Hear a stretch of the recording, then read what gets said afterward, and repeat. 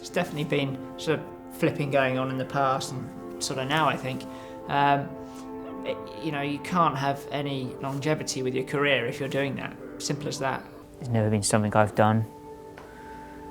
Obviously I'm aware it goes on. For me though, if you're doing it, it's got to be harder to perform at your best. One can't deny that it works. People will make weight doing that, but it's just a really poor choice. The one thing I've learned over 35 years working in sport, a long time working horse racing, there are no shortcuts to success. Not a single shortcut is available to any person out there in any sport whatsoever. It's an easy fix. I've always looked at it as a lazy way to do it, and I think if I'd done that from when I sort of realised I had a weight problem, sort of 19, 20, that it was going to be difficult, I wouldn't be riding now. Flipping or self-induced vomiting, which is one of the traditional ways of making weight, has a number of health hazards associated with it. So in the short term, we know it's going to dehydrate you and it's going to reduce your calorie intake. And the effect of dehydration will be to drop your blood pressure, which means you'll be dizzy, faint, more vulnerable to falling off, as well as having reduced muscle strength, and therefore your performance when you're riding will be less. For male jockeys, it drops their testosterone, and seeing as testosterone is one of those drivers not only of bone health but of sexual function, you may not be the best lover in the world as well. In the longer term, we know that if your bone health is poor, you're more at risk of fractures, and you're in high velocity sports, there's a danger of fractures anyway. The thing that would concern me with, as you're making myself sick, is you can't see the damage you're doing. I suppose what you don't realise is when you're wasting, your bone density decreases. As far as tests go, it's probably the test that I think every jockey should really have done. I can remember a situation where during a race, a jockey who'd been struggling to make weight and had been dehydrating using the traditional methods, so was vomiting to get their weight down as well as fluid restricting, managed to get his weight down. So he started the race, but because he was so dehydrated, his blood pressure dropped during the race, and he lost consciousness, fell.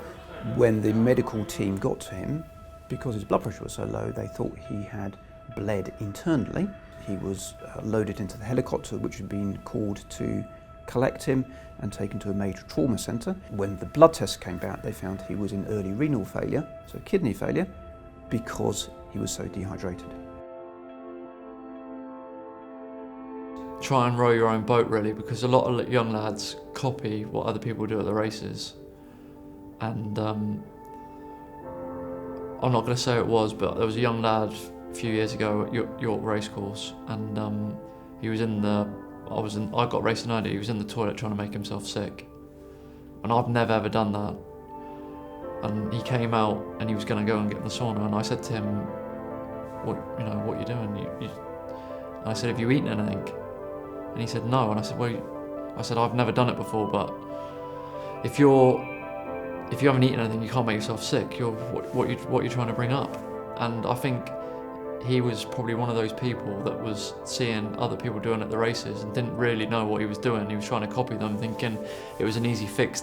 If you still are a pound or 2 pounds heavy and you're still hydrated, so you're tempted to dehydrate, would encourage high intensity sprints for maybe 20 minutes. It might be a 20-second sprint with a minute's recovery several times for 20 minutes to deplete muscle glycogen stores. Most sports people are unaware that that is a tool that you can use to lose weight. It really takes a shift in the mindset of jockeys to increase their personal value, because these guys are professional athletes, and the sooner we as an industry and them as individuals recognise that, then I think there's a shift in mindset which will then say, okay, if I'm a professional athlete, what should I be doing to actually practice my craft, practice my trade as well as possible? I think we're very lucky now.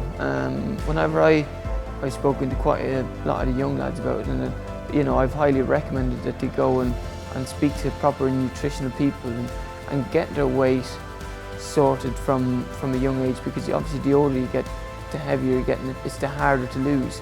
So if you can get a hang of it from an early age, it's obviously a massive advantage. In our industry, I suppose it's hard to kind of get any time to seek advice from people, and I suppose when you get a day off you like to relax, but it's a couple of minutes out of your day if you pick the phone up and speak to them and see what they have to say and take it on board, really. We need to make sure that jockeys are aware of the correct weight management methods, the latest science, the latest research, and be given the opportunity to access all of those things so they can maintain their diet correctly, because a properly maintained diet, a properly maintained professional exercise regime will absolutely complement their mental health and their performance on the racetrack as well.